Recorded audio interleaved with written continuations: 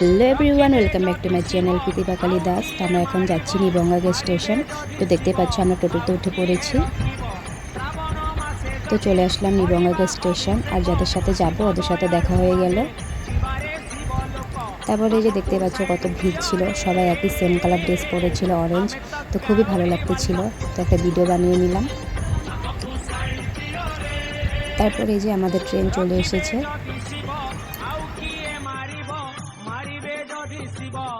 তারপর ট্রেনে উঠে পড়লাম। তো আমাদের ট্রেনের টাইম ছিল 1:42।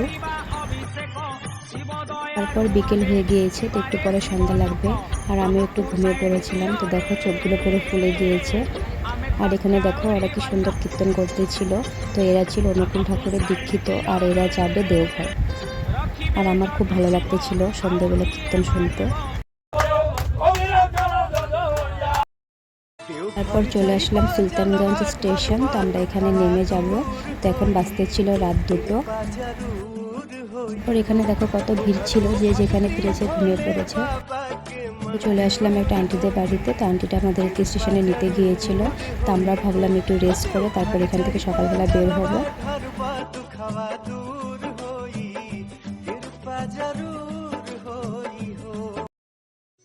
তো আমরা এখন যাচ্ছি সুলতানগঞ্জ শিবগঙ্গা নদী। তো এখান থেকে জল নিয়ে যাব দেওঘর। তারপরে যে এখান থেকে ও লোটাগুলো নিয়ে নিচ্ছিল, আর দোকানদারটা চেক করে দিচ্ছিল যে ঠিক আছে নাকি। তারপরে যে দেখো কত ভিড় ছিল, মানে কি বলবো। তারপর সকাল সকাল একটু চা খেয়ে নিলাম।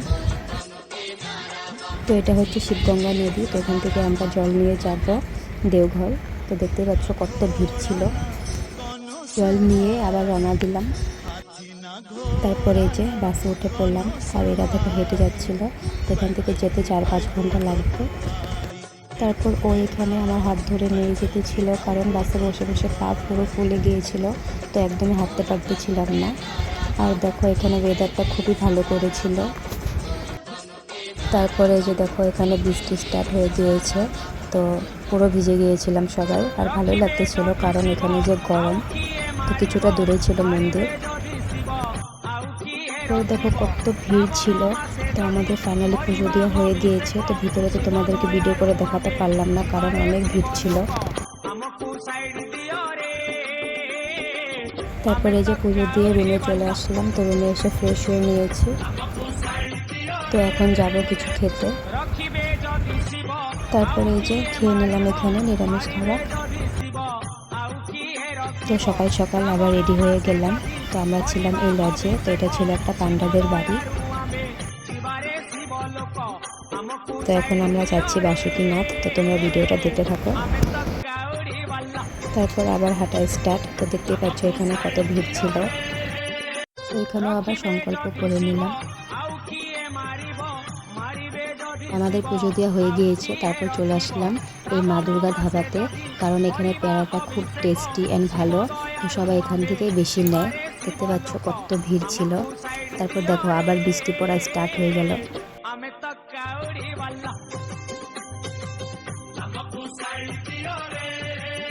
তারপরে যে আসার সময় চা খেয়ে নিলাম।